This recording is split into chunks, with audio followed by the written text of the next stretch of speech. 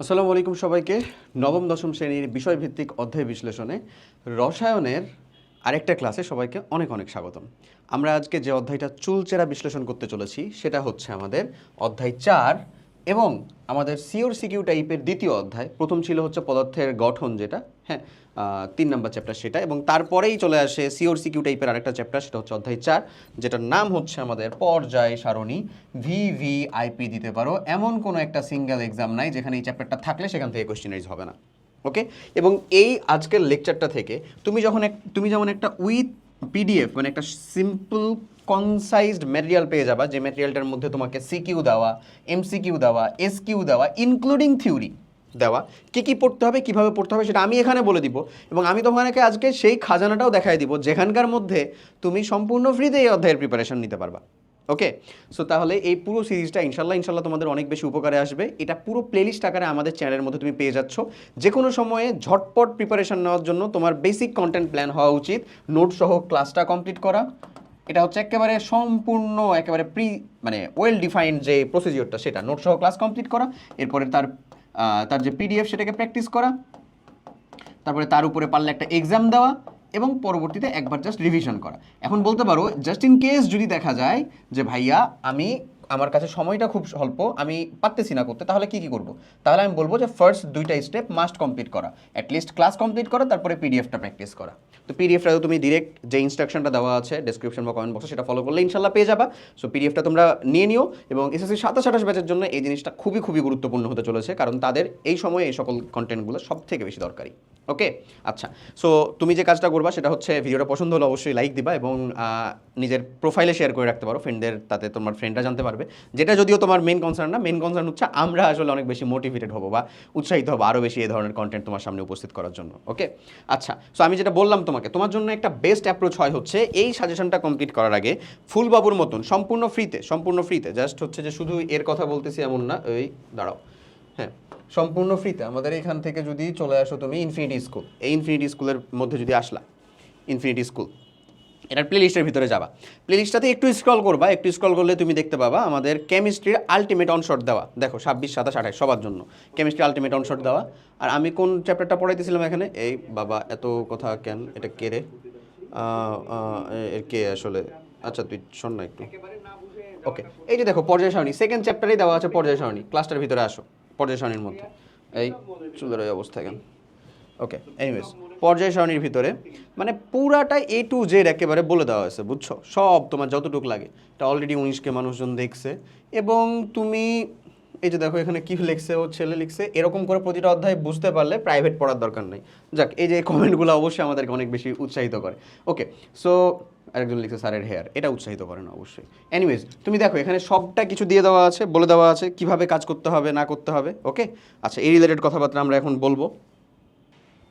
ওকে, তো তোমাকে যেটা বলছিলাম, তুমি জাস্ট এই যে দেখো, আমি তো তোমাকে কমেন্টগুলো দেখাচ্ছিলাম, তুমি একবার কমেন্টগুলো নিজেরাই দেখতে পারো যে কেমন ধরনের বেসিক্যালি কমেন্টগুলো আছে এখান থেকে, তাহলে তুমি বুঝতে পারবা যে এই ক্লাসটা করা তোমার জন্য জরুরি হবে কিনা। তুমি এই ক্লাসটা কমপ্লিট করবা, নোট সহ এই ক্লাসটা একবার কমপ্লিট করলে ইনশাল্লাহ তোমার প্র্যাকটিসে যত ধরনের কোয়েশ্চেনারিজ আছে তুমি সলভ করতে পারবা। বাট স্টিল আমি তোমাকে বলবো নোট সহ একবার ক্লাসটা কমপ্লিট করার পরে তুমি চলে যাবা হচ্ছে ভাইয়া আমাদের এই পিডিএফটাতে। এই পিডিএফটার ভার্সন যেটা তোমাকে দেওয়া আছে বেস্ট হয় তুমি যদি প্রিন্ট করে পড়ো। এখানে তোমাকে প্রথমে টপিকগুলোই দেওয়া আছে, কোন টপিকগুলো পড়তে হবে। তুমি অলরেডি অ্যানালাইসিস সিরিজটা দেখতেছো, এটা তো একটা প্লে লিস্টে পেয়ে যাবে অ্যানালাইসিস সিরিজটা, যে একেবারে শুরুতে যেটা দেখাইলাম, শুরুর প্লে লিস্টের দিকেই দেখবা যে কেমিস্ট্রি অ্যানালাইসিস সিরিজ দেওয়া আছে। তো এটা কমপ্লিট করলা, এরপরে দেখবা এখানে প্রত্যেকটা টপিকের আন্ডারে একেবারে কোশ্চেনারিজ দেওয়া। শুরুতে দেওয়া কিছু হচ্ছে যে ওই যে ছন্দ দিয়ে যে মনে রাখার জিনিসটা, মানে থিওরির একেবারে বেসিক অংশটুকু, আর বাকি থিওরি তোমার কোয়েশ্চেন সলভ করতে চলে আসবে। এখানে একটা টেকটিস বা টেন্ডেন্সি খুব ভালো মতন তোমার জীবনে কাজ করবে, সেটা হচ্ছে এস ব্লক আর পি ব্লক যে মৌলগুলা, ব্লকের মৌল, মানে আমি যদি স্পেসিফিকভাবে বলি তাহলে গ্রুপ 1, 2 এবং 13 থেকে 18, এরা তো মেনলি হচ্ছে পি, মানে একটা দুইটা এদিক ওদিক থাকবে, আর এখানে হচ্ছে এরা তো হচ্ছে এস 14, এটা হচ্ছে 36। এই যে এদেরকে গ্রুপ ওয়াইজ একেবারে মুখস্থ করে ফেলা, তাহলে কি হবে তোমার যেই হচ্ছে যে কি বলবো ইফিসিয়েন্সি কি করার জন্য জানো, কারণ এখানে একটা কোয়েশ্চেন থাকবেই যে আমি ব্লক আকারে করে দিছি, তুমি হচ্ছে এই জায়গার ভিতরে মানে XYZ দেওয়া আছে, মৌলগুলোকে চিহ্নিত করো, তারপরে তাদের ভৌত ধর্মগুলো ব্যাখ্যা করো। বেসিক্যালি মৌল চিহ্নিত করা এখানকার সবথেকে গুরুত্বপূর্ণ, তার অবস্থান নির্ণয় করা গুরুত্বপূর্ণ, এবং ওই মৌলের বিভিন্ন যে ধর্মগুলো রয়েছে রাসায়নিক এবং ভৌত, বিশেষ করে রাসায়নিক ধর্ম বা পর্যায়বৃত্ত ধর্ম, আয়নীকরণ শক্তি, ইলেকট্রন শক্তি, তড়িৎ ঋণাত্মকতা, এর পাশাপাশি আছে হচ্ছে আকার।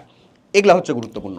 এই পার্টটুকু কমপ্লিট করতে পারলেই বলতে পারো এই টোটাল চ্যাপ্টার তোমার নখদর্পণে। হ্যাঁ, এরপরে তুমি চলে যাওয়া হচ্ছে সেটা প্র্যাকটিস শিটটার ভিতরে। তো এস ব্লক, পি ব্লক, বলে মুখস্থ করার দেওয়া আছে, তারপরে টপিক অন মৌল, ভোলের কোনটির ধাতব ধর্ম সব থেকে বেশি, এটা তুমি জানো। ধাতব ধর্মের ক্ষেত্রে ব্যাপারটা কীরকমভাবে আসলে যায় আসে এটা তুমি জানতে পারলেই হয়েছে। বাম থেকে ডানে গেলে ধাতব ধর্ম হচ্ছে হ্রাস পায়, উপর থেকে নিচে আসলে বৃদ্ধি পায়। ওকে, তাহলে আমরা দেখবো যে বাম থেকে ডানে গেলে এই যে দেখো এখানে যেমন হিলিয়ামের ধাতব ধর্ম নেই, এই যে এই তিনটা যে আছে, এই তিনটার ভিতরে তিনটাই হচ্ছে 2 নাম্বার গ্রুপের মৌল, উপর থেকে নিচে আসবে।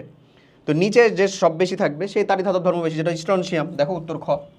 এই যে এই রকমভাবে তোমাকে শিখতে হবে বেসিক্যালি, ঠিক আছে, যেটা আমি বলে দিছি অলরেডি। আর এই যে দেখো এটা এমসিকিউয়ে আসছে, এমসিকিউয়ে আসে, সিকিউ এর ভিতরে আসে, এটা খুবই বেসিক কমন প্যাটার্ন। যারা এই চ্যাপ্টার কমপ্লিট করছো তারা জানো যে আমাকে সুন্দর করে একটা ছক দেওয়া থাকবে, ওই ছকের ভিতরে মৌলগুলাকে আইডেন্টিফাই করা থাকবে না, আমাকে আইডেন্টিফাই করতে হবে, তারপরে তাদের ধর্ম বর্ণ নিয়ে আসলে আলোচনা করতে হবে। দেখো মোরললেস তুমি এই পিডিএফটা পাবা হচ্ছে 46 পেজের মতো। এই 46 পেজের ভিতরে তোমার সবটা ক্লিয়ার হয়ে যাবে। দেখো এই মৌলগুলো দেওয়া আছে, তারপরে তাদেরকে আইডেন্টিফাই করে তাদের পারমাণবিক আকারের ঊর্ধ্বক্রম অনুযায়ী সাজা যৌক্তিকতা বিশ্লেষণ করতে বলছে যে কেন তার আকারটা ছোট, কেন বড়।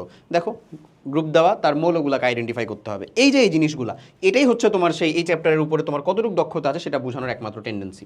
ওকে, আচ্ছা দেখো দেওয়া আছে মৌল আইডেন্টিফাই করতে হবে, তারপরে কাজ।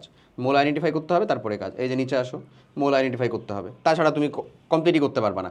এখান থেকে ম্যাক্সিমাম টাইপের সিকিউগুলো হয়। মৌল আইডেন্টিফাই করবা ওই এস ব্লক, পি ব্লক মৌলের তোমার হচ্ছে জ্ঞানের শক্তিটা দিয়ে, তারপরে তাদের ভিতরে তুমি হচ্ছে যে আয়নীকরণ শক্তি, ইলেকট্রন শক্তি, তড়িৎ ঋণাত্মকতা বা আমার যে পর্যায়বৃত্ত ধর্মগুলো সেগুলো তুলনা করতে পারতে হবে। বাস, এই চ্যাপ্টার তোমার কাইন্ড অফ নখদর্পণে।